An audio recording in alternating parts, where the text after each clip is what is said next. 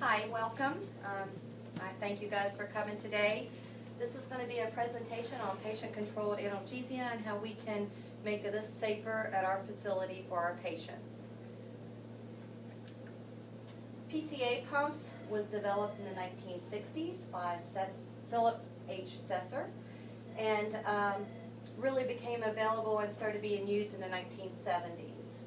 There's much more developed pumps with better technology made now. One of these pumps is called the smart pumps, and the smart pumps doesn't let the nurse add too much medicine in the pump. It'll have a warning, and so if you're using Dilaudid and you put that you want to give 10 milligrams, there's guidelines already set up in the pump, and it will beep and not, you have to put a special code in. So those are what we call smart pumps.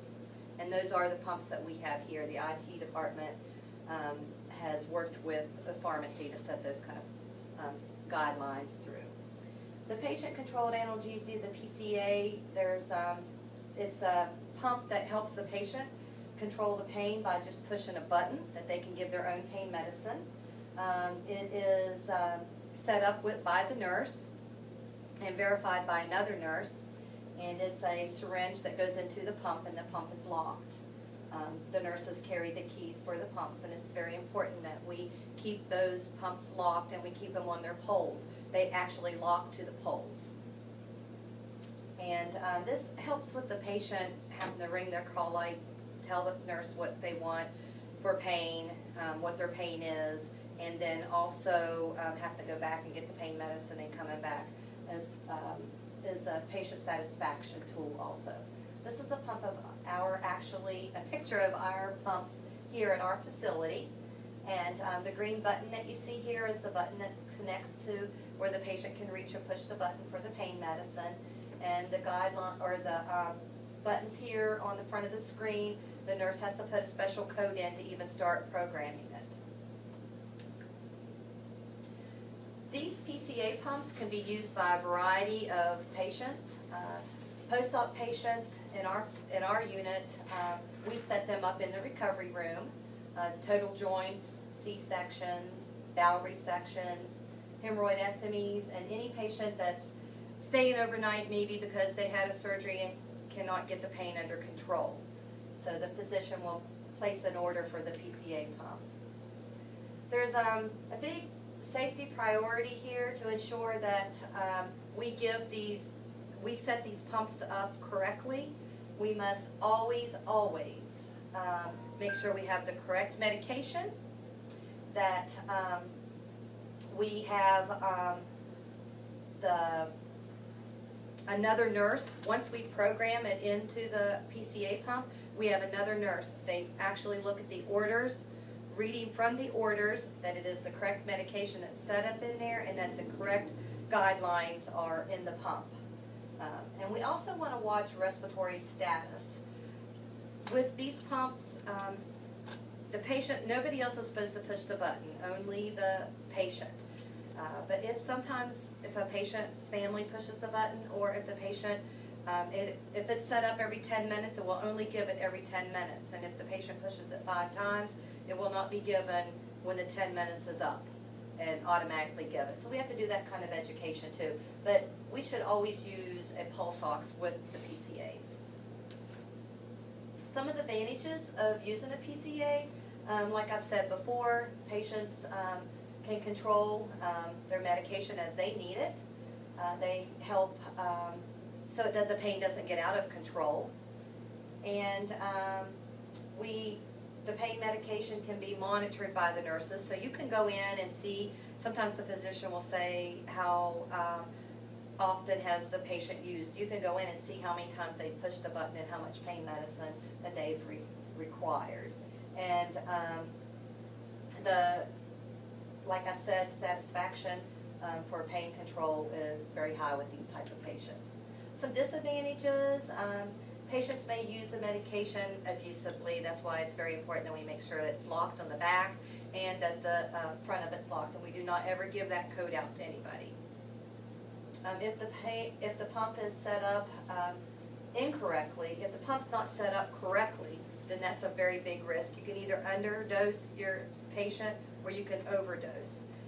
Actually, I read an article about a pump was set up and it was supposed to be morphine, so it was 2 milligrams every time the patient pushed the button, but they accidentally put a dilaudid syringe in the pump, and dilaudid is a lot stronger. We give 0.2 for dilaudid, and they were getting 2 milligrams.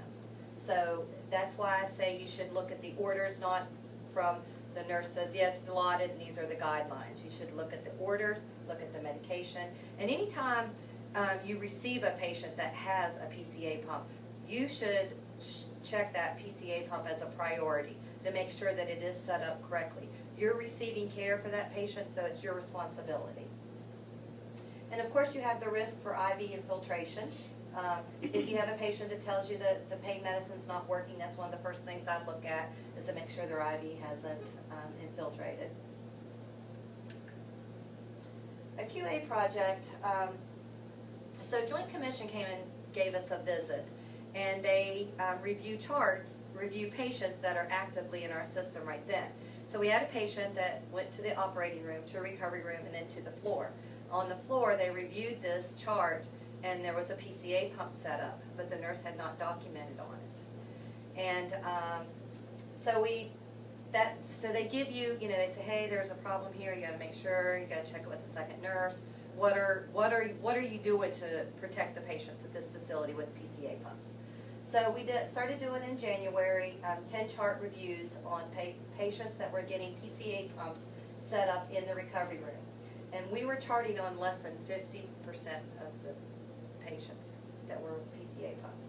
And what I was checking was to make sure that the medication was documented on, because we don't scan medications in the recovery room, and that it was verified by another nurse. The verified by another nurse or that you set up the PCA pump was not, one or the other was falling out. And there was a couple PCA pumps incident reports that came through that the units felt that the pumps were set up incorrectly. So this was a priority for our facility. The IT department, when I did a survey with the nurses in the recovery room, they said, oh, we always check with a second person, but sometimes we forget because of the other items that they're doing in the recovery room for the patients. It's so fast moving. So I talked with our IT department, and we put a tab on our screen, so it's just is for PCA pumps. And when they hit that tab, they cannot get out of it without putting something in the screens. So if they accidentally hit it, they can hit NA. But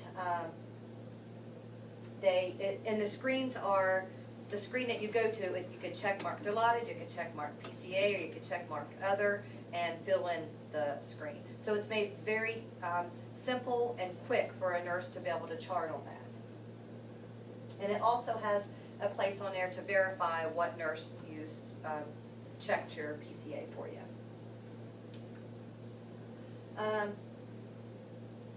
Pharmacy, so they have already made these changes for us. And then McKesson, we used to have, when you'd sign out a dilaudid PCA, morphines would be right next to it.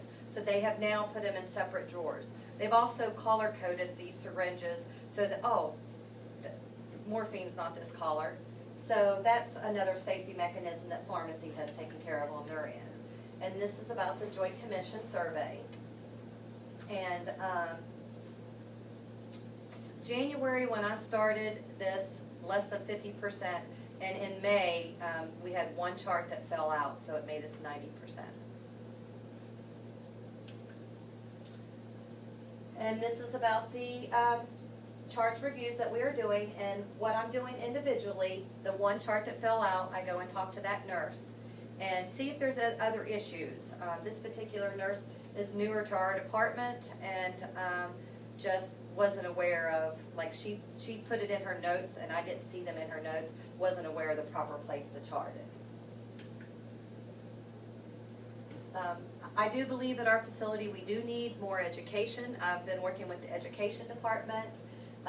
They are working on visuals to help. We figured if we put them right on the PCA pump on how to set it up, and how to even go in and check it, that if a nurse wasn't real familiar and had a lot of hands-on, they could go right to that pump and look at it. We're working on that.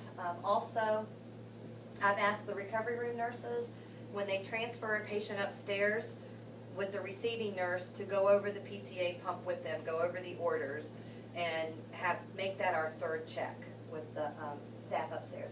And also, we set PCA pumps up almost every single day in the recovery room.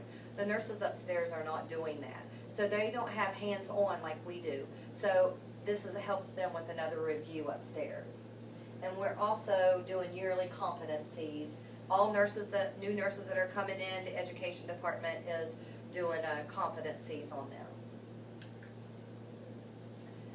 So, we also, the policy is, we're doing some updates on the policy. I handed those out to you if you want to review them and have any suggestions or anything.